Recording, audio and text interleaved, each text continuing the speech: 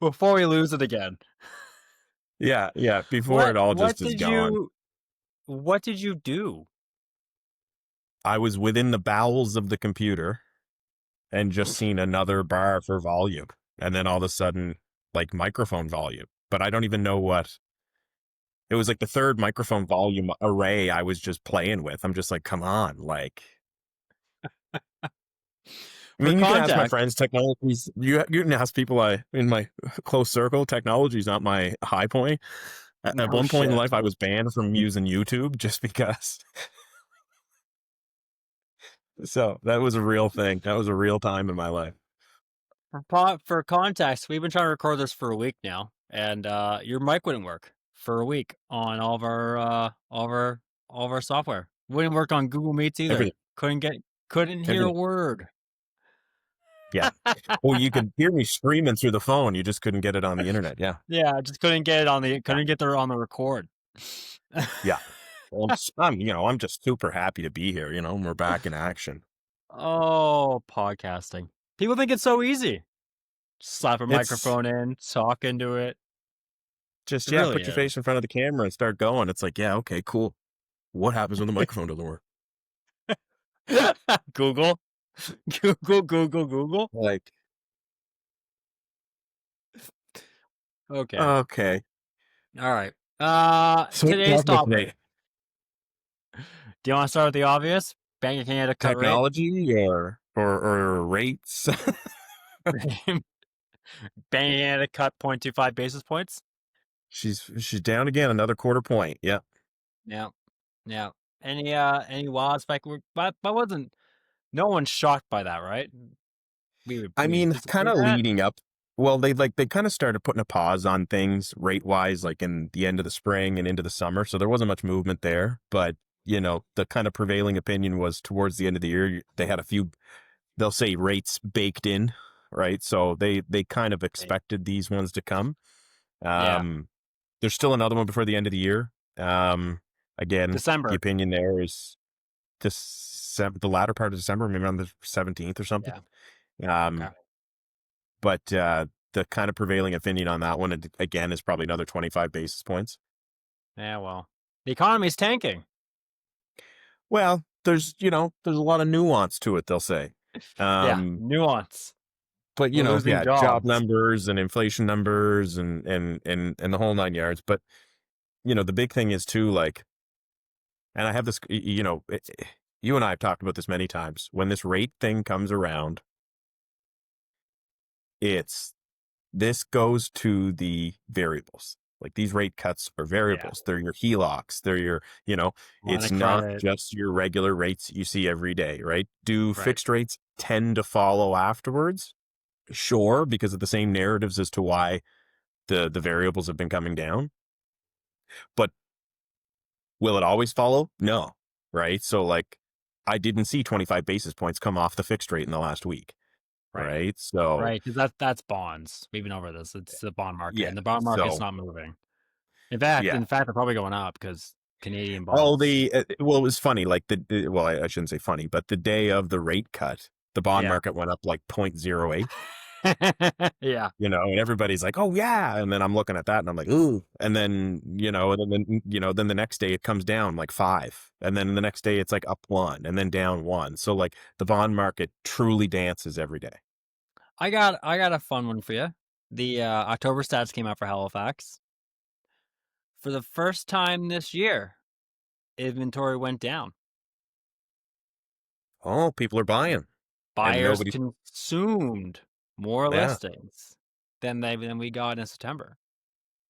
And what would you kind of attribute that to? Like, not everybody listing their houses in the middle of September, right before Halloween, when all the kids are in school and getting the flu and having to do trick or treating. It's fall. I mean, it's fall market. It's the second busiest market of the year. Buyers are back and active. They're engaged in the market.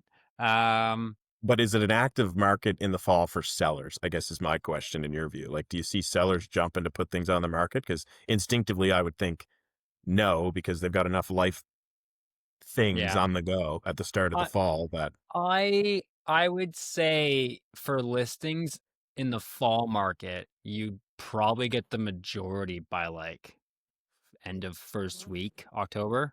Like, I'll put it to you this way, like, if you really wanna navigate the Ontario like, people don't realize, like, picking when you list a home, like, the date and the week, like, that's actually pretty important. Like, the first time I ever messed up a list date was I listed June 30th once, the day before Canada Day, and that was and the day before summer starts, and, like, I remember crickets and being like, "This is a good listing, like, what's wrong with it?" And you learn very quickly, "Oh, Timing. everyone's gone," Yeah. right? So if you think about the spring market, like, you never if you think about, like, the summer, don't list your house, no one's around. If you really wanna kick yourself in the nuts listing a house, list the last 2 weeks of August when everyone's gone on vacation before regular programming starts again. But then you got September, your first 10 days to 14 days of September, people are getting back into rhythms, routines, kids are going back to school, after school care programs, sports season started up again for winter season, everything else in between. So you really have that like 2 week, 3 week window from mid to late September, early October. Because as soon as if you get into, let's say, October 10th to 14th, that's Thanksgiving. Yeah. So that's a long weekend. Everyone's gone. So if you list your house October like 10th, 11th, 12th, just before Thanksgiving weekend, like just expect nothing to happen. That's just 4 free days on market you've got. Okay. Then you get through Thanksgiving, you got to probably have like a week to 10 days of like market activity left before you get into Halloween. And then, as we all know, you get after Halloween, you hear Mariah Carey appears, and and we're done. You're done because as soon as like I always say this, the the best like if you want to get a good deal for buying a house, find someone who's been on the market for like 90 days in December and write them a low ball. Because if you're only on the market in December if you have to be. I mean, No one that was my entire, I think, shopping. When I was buying my house, that was my approach. I wanted somebody that was on the market for, and now back when I did it, it was like houses were on the market for like a year and didn't see movement. And right, so like that's when I was like, oh, you've been on the market for a year and three price drops? right. You're mine. Yeah, because like even today, like we've gone on 4 listing appointments in the last week with sellers getting ready, but they're all talking March, April. Yeah. I've got no one being like today, today. And I might have a listing come up in December. I might, but that's because they're buying. So right, like they don't have to move. They're not in a rush. They're looking for the next right move. And if they get something under contract, I think we're actually gonna be writing today or tomorrow, like pretty close to doing something, pulling the trigger on something, that will get listed. But that will only be because they found a They just, house. yeah, yeah.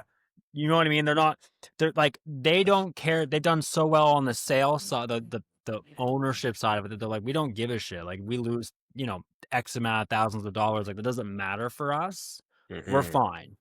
And they will be fine. So for them, like that's like realistically what you see, right?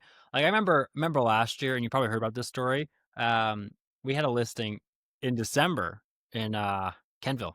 I had a listing, and it was on the market for about I think like 90 days at that time. I think maybe 40 days. I don't know, sometime in there. It listed during the fall market, and people that wrote us an offer left. I don't know why they would ever do this. PSA, don't leave your address in your offer. You don't have to do it. So if you're buying a house, don't just put like realtors will just be like, this is their name, and this is their exact address. And I'm like, oh, let me Google this address. And like so I did my job, Googled the address, and their house was sold and it was closing in a month. And I was like, oh, so you need a house. Like you genuinely need a house. Yeah, you got no place to go. You know what I mean? Like you've got nothing. And like it's Kenville in December. So I think Kentville gets like 6 listings a year in December. Like I'm like, okay, so nothing's coming. I'm a good house on the market. I'm just gonna hold the line. So we held because there was nothing else going on because that's December, and we made them come up. It was like 90 grand from their first offer. It was like we just were like no, no, no, no. Like I went back and forth with the agent for like two And you're just like weeks. silently smiling in the background because you know you're in the driver's seat. Oh, like new. I knew it was Yeah. there are those rare occasions in this industry where you read the tea leaves and you're like, I know how this plays out. Like I know exactly how this runs. And it's happened like I think in my career I've done about 100 real estate transactions. I would say 5, 5 maybe like at the most 8 deals where I've been like, I know how this goes. Like, I know your moves. I know what's gonna happen. I know how this plays out. Like, I'm fine. And sure enough, they opened with 90K below asking. We got them to come up to $8,000 off our asking price, and they hated me the entire way. Oh Hated yeah. me. Yeah. Yeah. But like, it's the funny thing of like listing's a big deal that people I don't think people really realize like how important it is to figure out what day you're listing your house. The other thing And about I when don't you're think people buying, realize how easy information is to be able to find. And right? especially like, it's one thing if somebody hasn't really laid the breadcrumbs and you got to kind of find it. But like, when you start putting all that information on the PSA, then the other side of the fence is going to be like, okay, cool. You know what I mean? That was the other thing. Like of course, if we do enough deep diving, like I can go on to property online and see if you own a Yeah. property. Like I can like there are ways to find out a little more information about the buyers if you're selling a house. But don't just lay it out on a run. Yeah. You know what I mean? Especially if you have a month closing. Like if you had if that runway was 4 months, in my head I'm like, oh, I can't really like. They have options. They have time. Like I don't have to. Like I knew you have a month like that. Like to get a transaction on real estate's 3 weeks, and that's ramming it through. Like you need me more than I need you. Yeah. Yeah. Yeah. But that was my long-winded answer of like fall market. It's really 6 weeks. Like real, like you can call it 8 weeks because you're gonna stretch into like mid-November, but that's just decaying inventory from October to September. Like you're not Yeah. really like there's no one calling me being like I need to listen to December. Like there's no one. There's no one And calling me again, being like, oh unless like, yeah, some type of life thing has come up where it's like, it's needed. yeah, that's the only people that would list in November, December are those people. January listings, fun fact, typically divorcees. Mm, They stay home. They stay together with the kids for Christmas.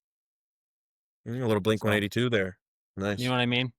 Yeah. Um, but to go back to the stats though, so for the first time this year, inventory went down, but not by much. I think like 60 units, and then price It point, counts. It counts. A W's a W. yeah, WSW, and then price roared right back up to 611 Gotta love it. from 578 Is that Peninsula or HRM. yeah? That's all of Halifax. That's like all of HRM. And if you don't know the map of HRM, like in real estate, it's a funny old map. Like It we're like is. it's like Sheet Harbor is considered HRM, like all the way Yeah. out that way. Yeah. Tantallon Yeah. down there, Upper Uniac out there, and then like Lance Enfield out. Yeah. Like it's a monumental size map. Yeah. They have been kind of pushing the boundary line out in Yeah, it's various wild. directions, but it's interesting too. Even the lenders are starting to kind of realize that. Like we're seeing a lot more lenders going outside, like because usually, in certain style of lending, they'd have like a kilometer cap as to how far outside the city they'll go, and so we're Oh, even that's starting to see, gone. you know what I mean? Yeah, and it's like, oh well, we do HRM. I'm like, cool. This is HRM beyond 25 kilometers from downtown core. So like again, I've already met one of your targets. Like it's Yeah, HRM. Oh yeah, so. yeah. Okay, we're gonna pivot here because how what are the OFSI rule changes we were going to talk about today? What have they done to investment landlords so we can dive into this? Well, let's start with you butchering that name. Good. Hit me. It's actually OSFI, which Off is like it, OFSI? OSFI, Fuck off. I got OSFI. two things wrong. You Okay, just, anyway. you just switch them around. It's the Office of the Superintendent of Financial Institutions, aka the guys that set the tune that we all dance to.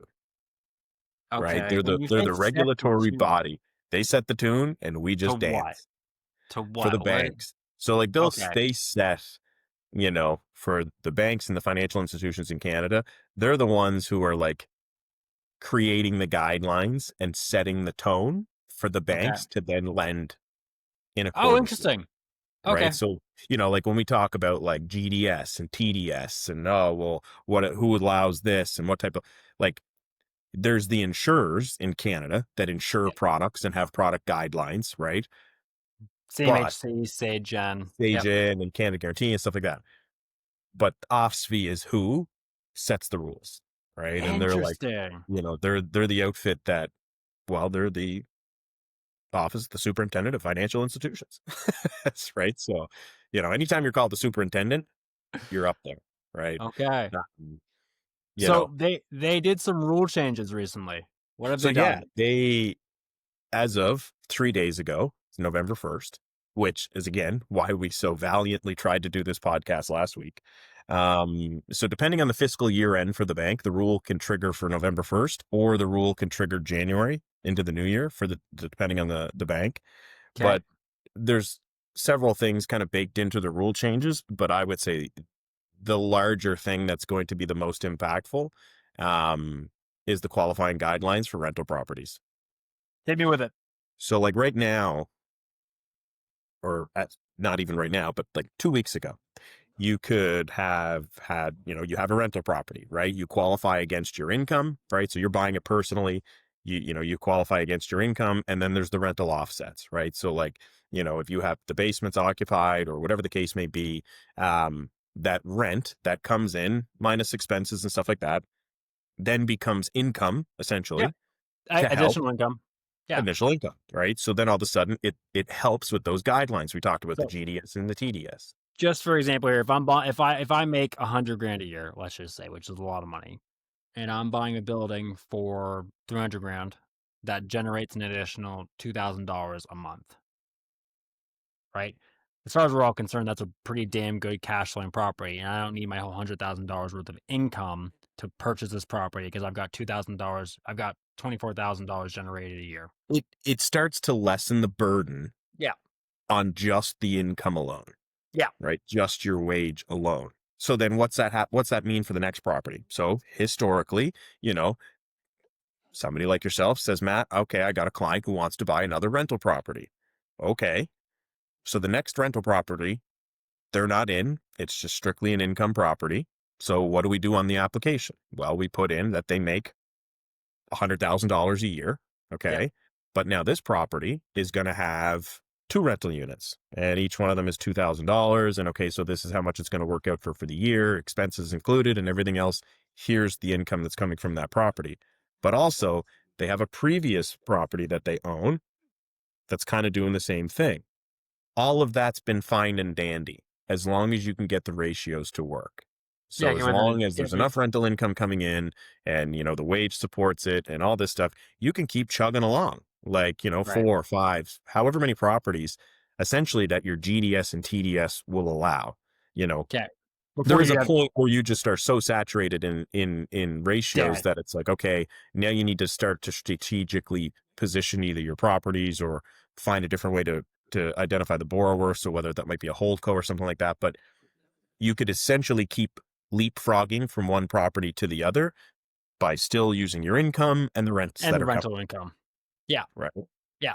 Okay. Not no more.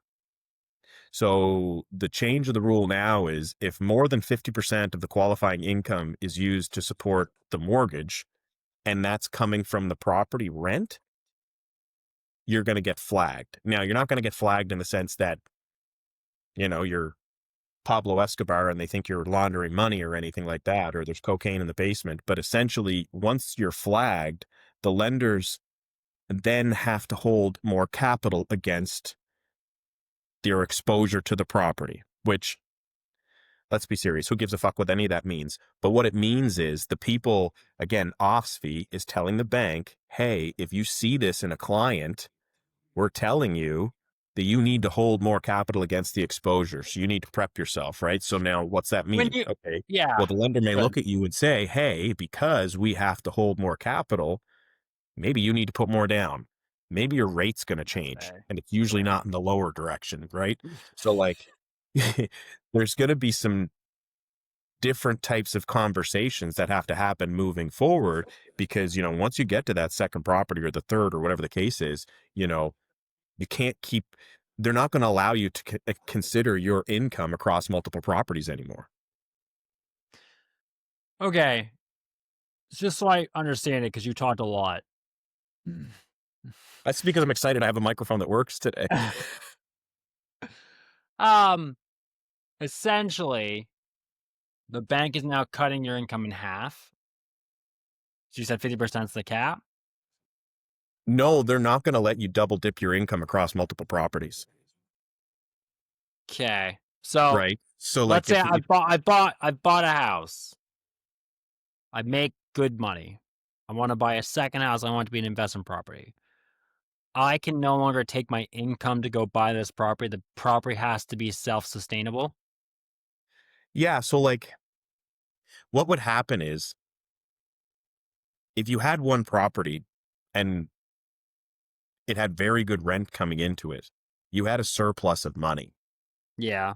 right? So then when you go to look at the next property, all of a sudden, the surplus of money over here was kind of helping you Yep. handle the new burden over here. Yep. No more.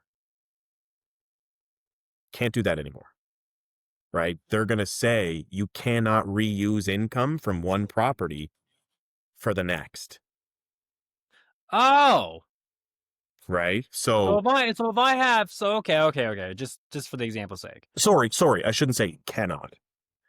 If you do, then you're flagged by the bank, and the bank's like, hey, you're over that 50% threshold of, like, you're having to use all the income here to justify the next place. It's like, no, no, no. Because their concern is saturation, right? Their concern is leverage, right? Their concern is all of a sudden you're holding 5 properties or 4 or whatever the case is.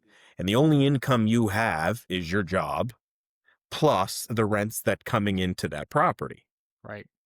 But Okay. if all of a sudden something happens, and usually when these guys start changing rules, it's because they're reading the tea leaves.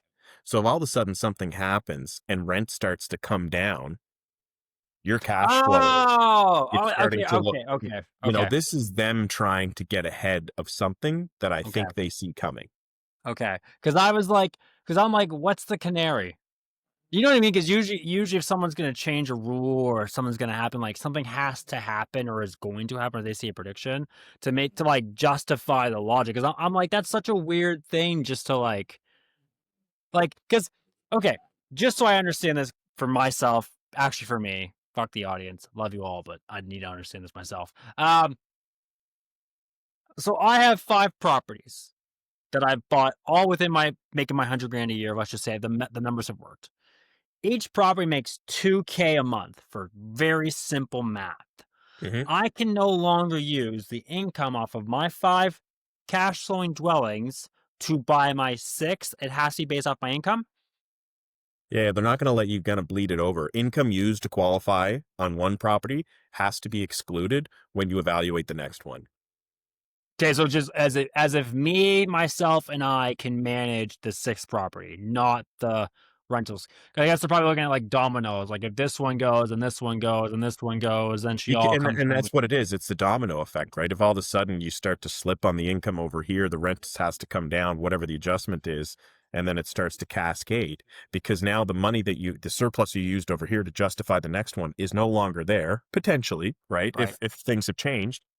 And so then all of a sudden you're over leveraged. You know what I mean? Yeah. And then Okay. it's, So, it's, and again, they're mm, not they're flagging it in the sense that if this is how you're approaching them on the deal, they're going to compensate by, well, I was again, gonna say because then you're potentially getting into asking for more capital up front or yeah. asking for a higher interest rate. Well, all they're doing is protecting themselves. Of hey, like this guy is clearly a risk because if something happens in this market, domino effect, you may lose 6 units. You're on the hook to all these 6 units are with your bank. You have to repurpose all these banks and then sell them again, or you have to repurpose all these houses, take them back to the bank, reclaim them, sell them again for parts, basically. So instead of giving you the good old fashioned deal we used to give, it's going to be we need more equity or down payment. Yeah, because and like or when higher interest rates. exactly, because like non-owner occupied, like it's usually just 20% down, 20% down, 20% down. Well, now they may see this and say, hey, we want 25, we want 30, we want whatever, because again, they're trying to balance the exposure of simply leveraging the rent that you have coming into that building along with your income, but leveraging that rent to then be able to get to the next one, right? Because obviously Right. your income's only going to go so far.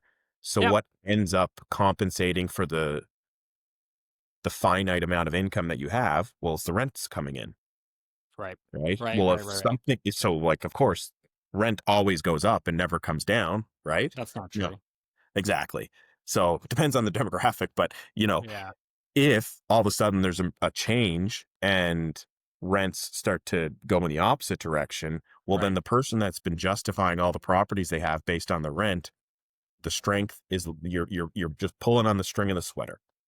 Yeah, because the way real estate investing has been done for as long as I've been in the industry, which is 8 years, so not too long, has been you buy a house, you get it cash flowing, move on to the next because you have cash flow and you have extra income in the bank, and then you can build your portfolio off of the strength, off the back of the strong performances of your properties. But now that doesn't matter because let's be very clear. If you are, let's say, average income earner, so let's go by the 100 grand. Let's say I work for a company or corporation. I'm getting my 3% every year because I'm a good employee, or plus maybe my little kickback bonus. So maybe I'm making, 110 with my bonus, and that'll go up by 3% year over year because corporations are corporations. Well, the ability for me to leverage that is 3% is 3 grand a year of 100K. Yeah. So it's not exactly a life-changing amount of money that will allow me to scale up real estate investing quicker. So the method has always been properties that cash flow. The more cash flow you get, the more leverage you get with the bank, the more you can consume. Simple. So they've essentially said, no, no, no, no, no. This is off the table. You now have to be able to qualify this. So salespeople, listen up. Get your commissions up, basically. Well, it's just you have to be more strategic with what you're going to do now, right? So for those that have been out there aggressively expanding a portfolio because the ratios can work, that aggressive approach, I just tried to make a new word, but that aggressive approach is what they're trying to curtail, I believe, Yeah. right? And the only reason I say that is Rents you're are coming starting down. well, you're starting to see it in other areas, like other areas in the country, and we've talked about this. They're starting to see a decrease in rent. Now, of course, there's a plethora of reasons why that's happening in those other areas, but OSFI is governing the country, Yeah. right? Just Halifax or the Yukon Or or whatever, Toronto. or Toronto, right? So, they have to they have to look at everything in a broad brush and at scale. So the other thing too is, you know, defaults are on the rise. Now, again, I'm not a doomsday guy. Like we're at the lowest we've seen, and it's still a fairly low number, but a quarter of a percent up in August. And so it's like, okay, that's credit pressure on people, right? Well, you know, they're looking at that for people that, leveraged, right? When you Yep. start seeing people that are leveraged, okay, and so then all of a sudden, okay, so who do you look at with leverage? Well, somebody who has 5 properties, one singular income, and rent coming All in, on variable. right? And if it is on variable, well, they're having a good week, but that's kind of what they're getting at. And we can also see it with the conversations we're having with clients or with banks commercially too. Like some banks commercially are coming to us and being like, "Don't bring us a multi-unit. We don't want it." Right. So they're looking at their portfolio mix and being like, yeah, multi-unit's not where we want to be. In my experience, if a bank doesn't want something, it's because they're risk averse to it. So they're Right. seeing something or they're perceiving something's potentially there in the wings waiting. And so again, if a bank's like, well, I don't want multi-unit, well, you don't like the asset class. Why? Well, because maybe you're seeing downward pressure on rents in other areas and you don't want that exposure across your portfolio. So maybe you're going to pivot and go somewhere else with your, you know what I mean, lending style. But Well, that's banks will bank. They're right. They're gonna cover their ass if they can. So if they're well, that's saying, their risk mindset. Oh yeah. yeah, yeah, they're just gonna cover their ass. So if you're seeing, if they're saying no more rental income, it's because rent's coming down. You can't leverage off that income anymore. It's not like 5 years ago where everything was going up, up, up, up, up, up, up, up, up, and you could buy a duplex and you knew in a year you would double the rent. And it's So you not that could, you can't use rental income. It's just you can't do it across multiple properties in your own personal name anymore. That's where the restriction's going to come, right? So then it comes strategy, right? Well, then maybe these should be in holdcos, right? Really, that's the solution.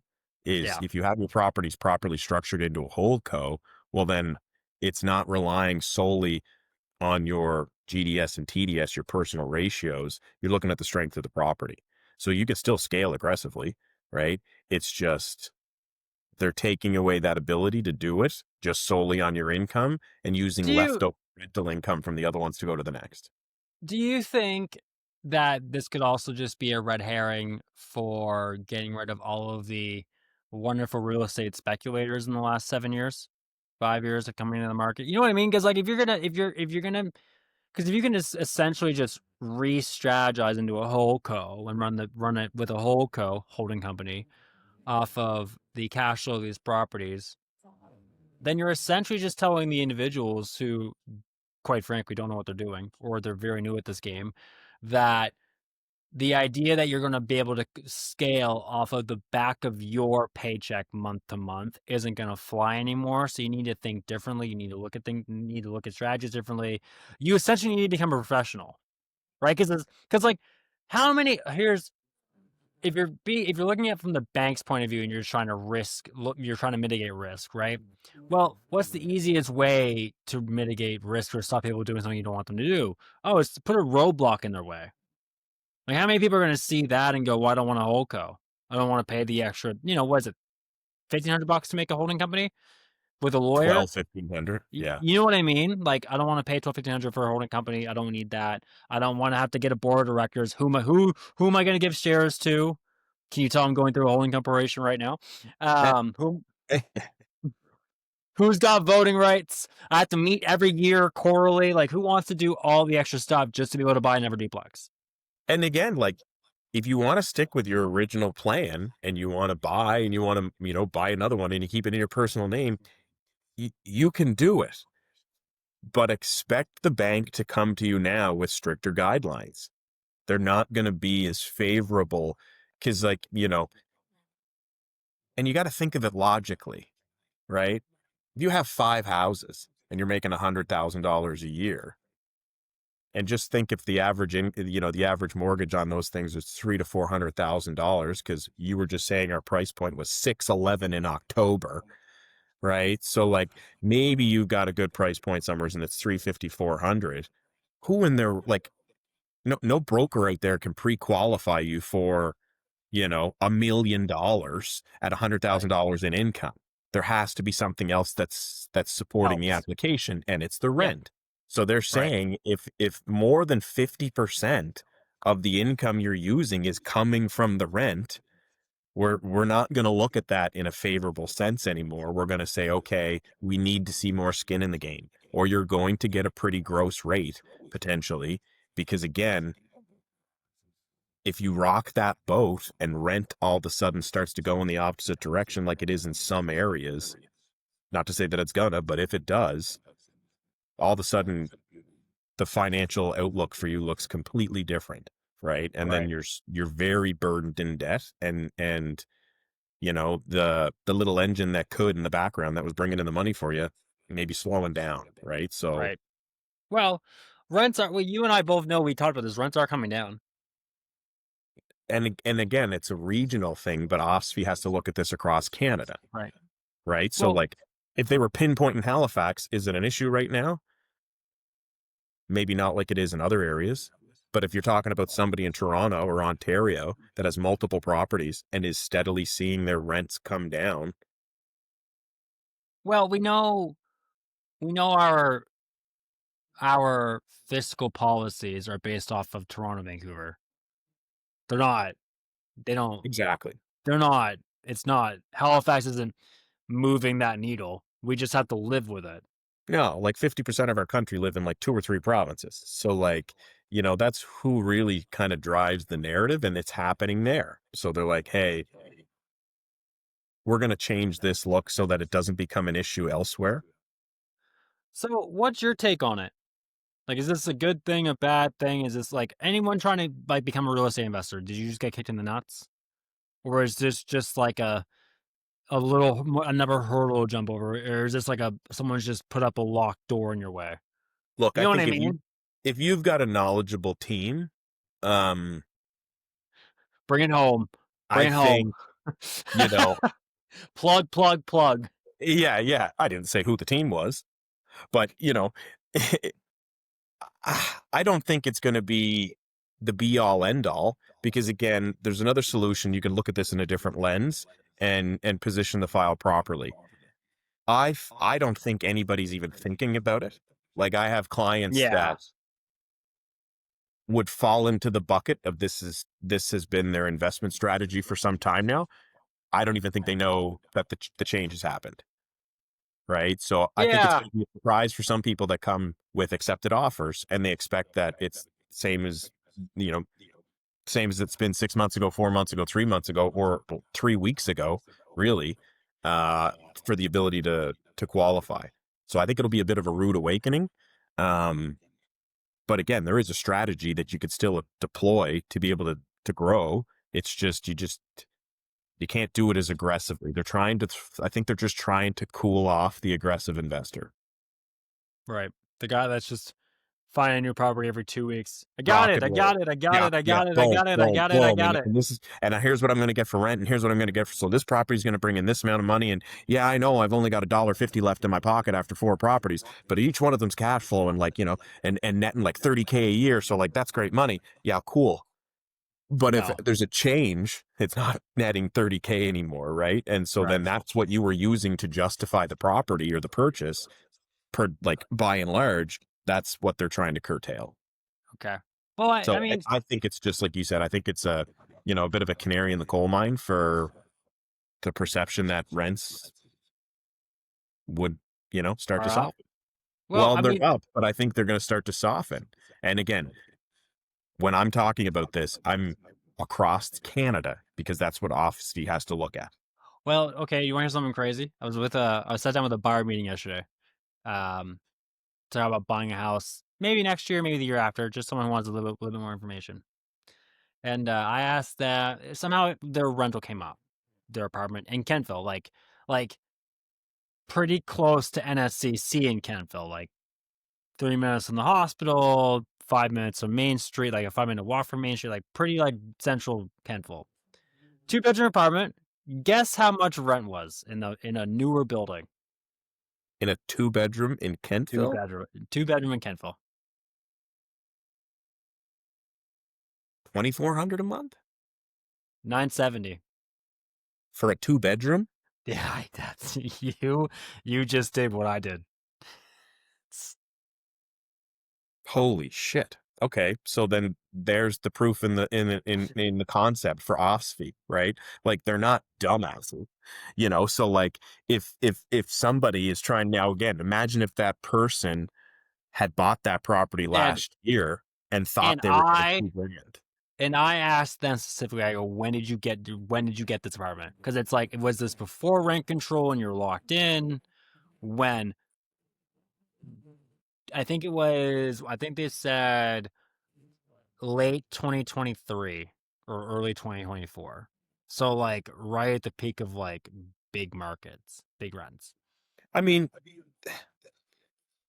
there are still some very conscientious landlords out there that will be willing to take a hit on the rent just to keep a quality tenant. So like if that person you said they're close to the NSCC in the hospital, if that's a professional that works at one of those two locations and there's some longevity to their will to stay in town and just rent, as a landlord, would I give you a deal to stay and make my life easier? You ain't giving away 970 from 970 2400. 970 to yeah, that's like plus than You haven't $500. you, you Like haven't that, heard you haven't heard a 970 for a two bedroom anywhere for 7 years. buddy. I don't even think I remember 970 for a two bedroom when I used to rent in like the mid 2000s. Like Yeah, that's so. I think if anything, that just kind of shows the point that OSFI's trying to make. That I've got if a rents soften, it's going to be a hurt. I've got more. I got a client who quite frankly got handed off to me from a referral, and like pretty shitty handoff if I'm being frank. Didn't set their client up for success. That's nice. Uh I'll give you a background story. Another agent somewhere in this country from one of the major provinces essentially sold their client's house, did the job. Mid early October. So, maybe 2, 3 weeks ago. Set the closing date for mid December. So somewhere between the 10th and 20th. Then, after selling it, decided to figure out, oh, where are you going? Who's your realtor? Oh, you need a realtor? I got a guy. And then I get the connection of being like, hey, here's a realtor. This is where they're going. Then I find out, do a bit of due diligence. Like, okay, like, let's get the pre-approval. Have we done the pre-approval? Do we know what our finances look like? What's the budget? Where we looking? Da, da, da, da, da.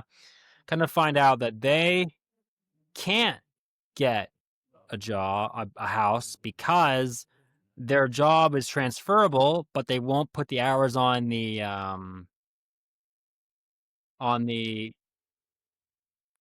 what's the thing you need from an employer, like the letter of job, the job of letter or Your letter something, of employment. letter of employment, but they won't put the hours on it because they're flexible. So no pre-approval. They have flexible hours. Certain type of industry in Okay. groceries, Okay. like not a career. You know what I mean? Like not a career job, like minimum wage, a little above the minimum wage. Yep. You know what I mean? Yep. So essentially, they freaked the fuck out, being like, I need to. So they decide to move here. Boom. Being like, I just want to start. I'm going to start my job. I'm going to get hours on the clock. I can get hours on the clock, finish probation. I then know what I'm approved for. We're going to buy. Okay. So essentially, you've become homeless because this realtor didn't do their job. Mm, Essentially, didn't help you mm. out. But in the valley, so moving to Kingston, found a rental, single family home on lake, 10 minutes from work, 1,600 a month, The whole house? whole house. Jesus, take the I wheel. I I I mean, couldn't that's I couldn't fantastic. Like, don't get me wrong. I don't want to be seeing people paying out the nose for no, rent because the Tin Man does have a heart. But like, you know, 1,600 for a full house, like on lake, on a lake, is wild. a steal. She literally sent it to me and was like, "What do you think?" I was like, "Buy it." Actually, don't, because I bet you the mortgage would be more than that. So, like, again, I think what you're saying anecdotally aligns with Anecdotally, yeah. with what OFSPI, I believe, is concerned about. This isn't like a, oh, I see a trend. This is like, well, these are two examples in the last 3 weeks I've come up where I'm like, huh, that's way less than I ever thought it would be. Yeah. I got a client I might have talked about before where they were someone needed to rent their house and they thought about getting rid of it. So I came in, did the market analysis for it back in the summer. Summer. Yeah, I think it was the summer. And it turned out the bank gave them way too much of an appraisal and they took it. So they're underwater. Can't get rid of it. So they decided we're going to rent it out. Single family home, Dartmouth, like Woodlawn, Dartmouth. Not Woodside, like Woodlawn, like the good part, the good Hmm. one. And I hadn't heard, and they said we're gonna rent it out. We're gonna get a property How many manager. We'll bedroom? do three, three, 3 bed, 1 bath, about 800 square feet. Really, really wicked backyard. The house is okay, mid subpar finishes, kind of small, but the backyard is where they spent all the money, and the backyard's fire. Um, and at the time they were saying we're probably gonna rent it out for 2,500, 2,600. And I was like, and I remember being like, I don't know if you'll get that anymore. Like that just I've seen rentals with clients in the past. Like I just don't know if you'll be able to get that number. So I randomly I thought of them. I think like a week or two ago. Was like, hey, how's it going? Still for rent, 2,500. Still 3 months later, still for rent. Very, very not surprised. I mean, You know what I'm I mean, though? surprised in the sense, yeah, like it is that amount of like I was seeing houses like for like $3,000 and $3,500 to rent Yep. for the house, Yep. right? So Yep. like I think that's the concern and usually why these rule change happen.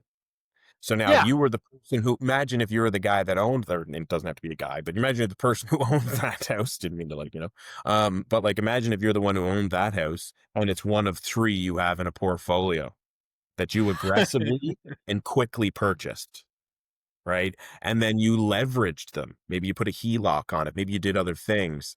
That's really where their concern is and being like, hey, because, if you were always optimistic about future rents and everything's going to grow and all this other stuff, if that's not actually coming to fruition, now all of a sudden the leverage is really starting to affect you, right? So Right. that's where they're like, it's got to be focused to each property and the rollover. They're not going to be as generous with the rollover cash flow, right? Well, You know, you're working in commercial, of course, in your job. Like, how are you seeing rents? I, You must I be am seeing them. very surprised at the numbers you just said because that's not what I'm seeing on appraisals for market Appraisals. rents. When you do a market rent appraisal on a commercial property, that's not what I'm seeing. Now, are we seeing rents start to?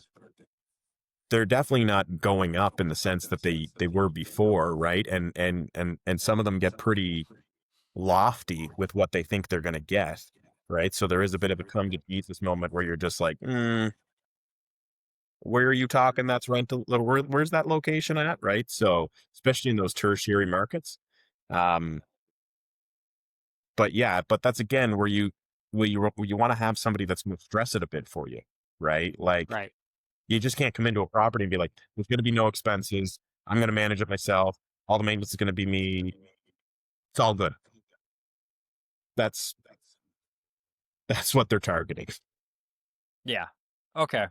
Yeah, makes sense. I get it. If you're gonna be over, like everyone's worried about people who are over leveraged now. You can Yeah, tell. and I'm not saying Like, don't be optimistic about your property and what it's going to do and the ability that it can to expand, but you can't lend against future hopes. So, next year I'm gonna make 200K. right? Give me the car. Yeah, and especially when you look at the price points too, right? Like when we're talking at those hot, like the top of the mark price points, and then you know, yeah, you don't want to do it all razor thin and just hope that next year it's going to get better. Do you foresee this being a roadblock for a lot of investors?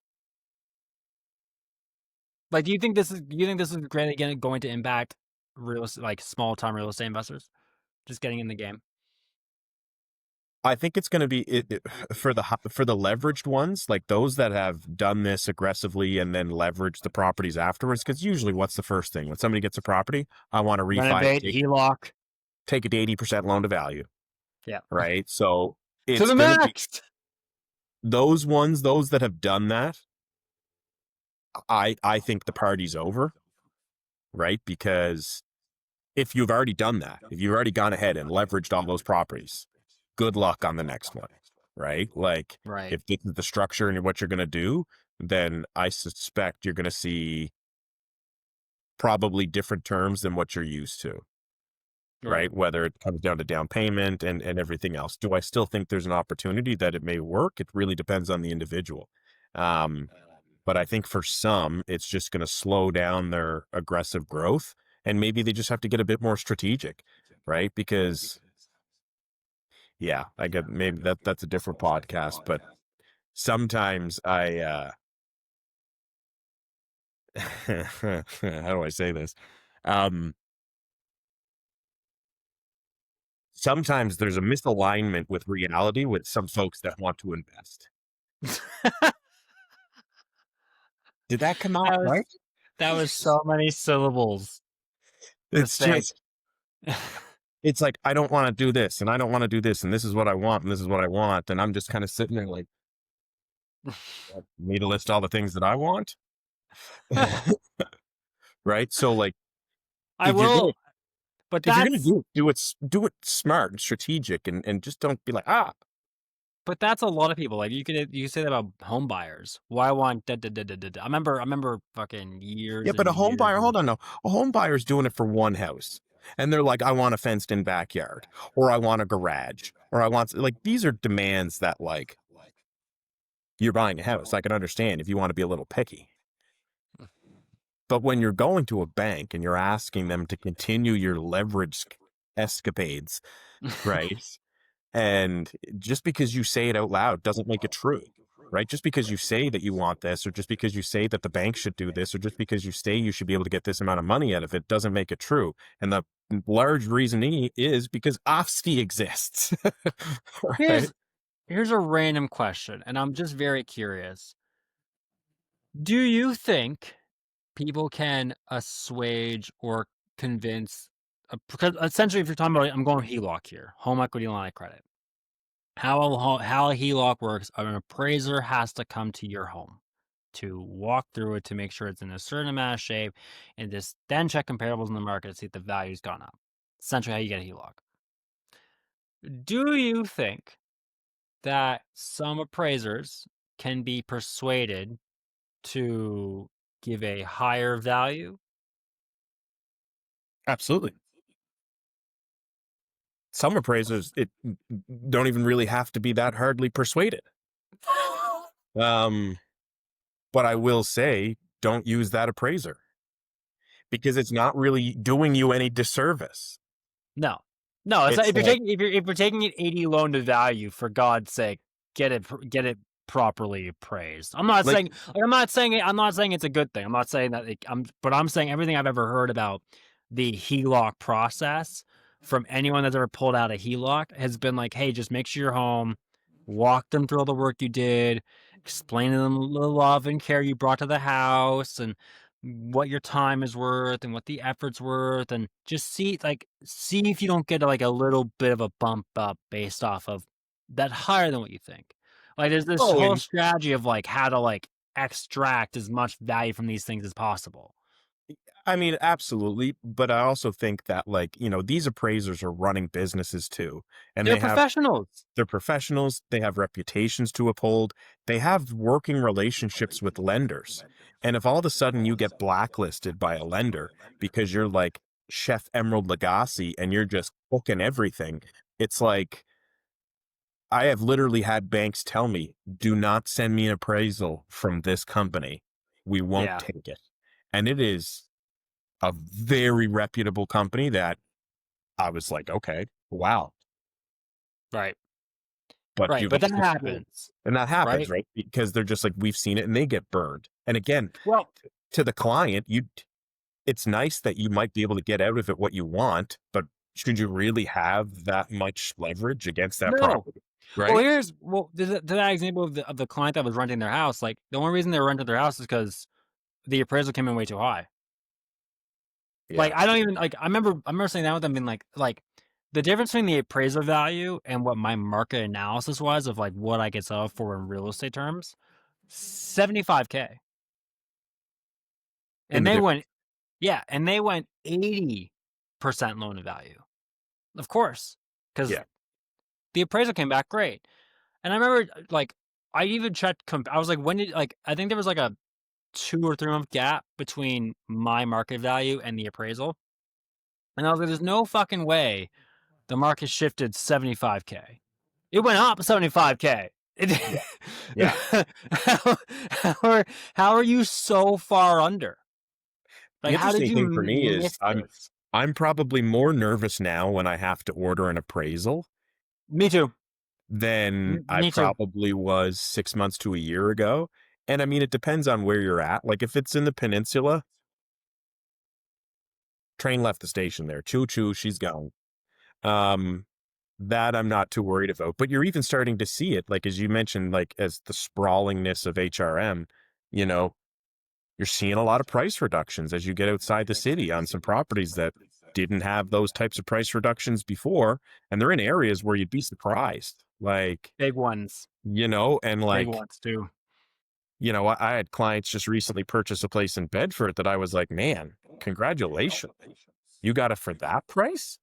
Like, I damn. saw I saw a very well-known luxury realtor. You know her. I can tell you off there.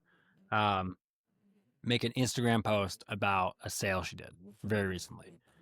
And but her caption in it was really interesting. And it was just one of those luxury properties on water in one of the upper echelon neighborhoods of Halifax. And it was along the lines, I can't remember the exact wording, but it was along the lines of like, this market made us work for this, or in a very tough market. Just something along the lines of like, this was challenging. Yeah. This was not conventional.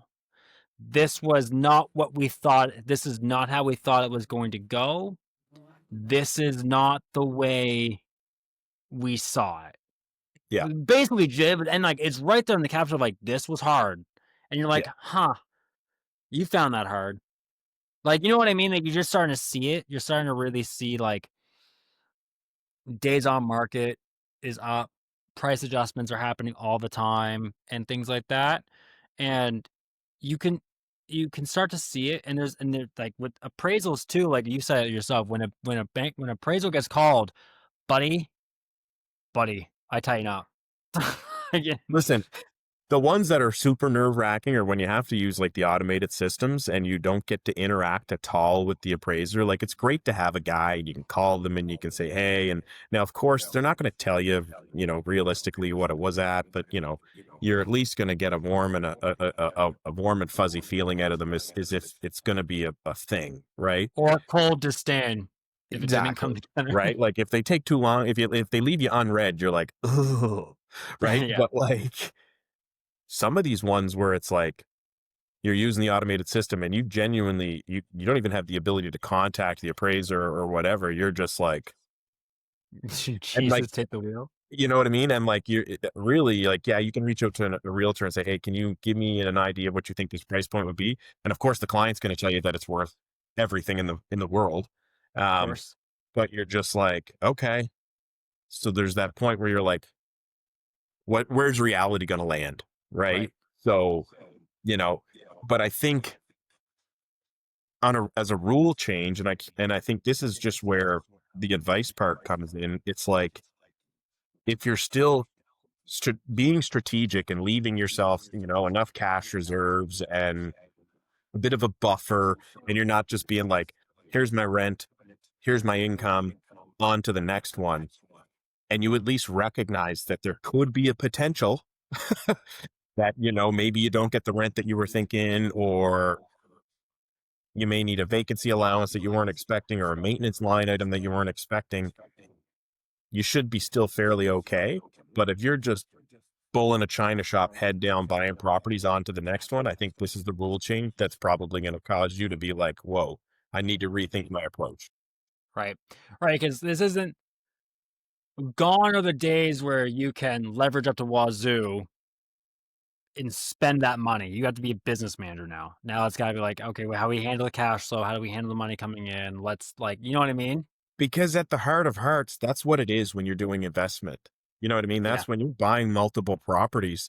And again, that's where the holdco aspect comes to it, because you're starting to think of it, whether you want to call it a commercial lens or an investor lens, but you're diving into the numbers and you're truly understanding what could potentially happen and what the bank's looking at, so that you recognize, okay, here's my buffer, as opposed to just being like, well, I've got my 20% down and I'm going to redo the basement. So it's going to get me this amount of money every year. So I'm going to be good.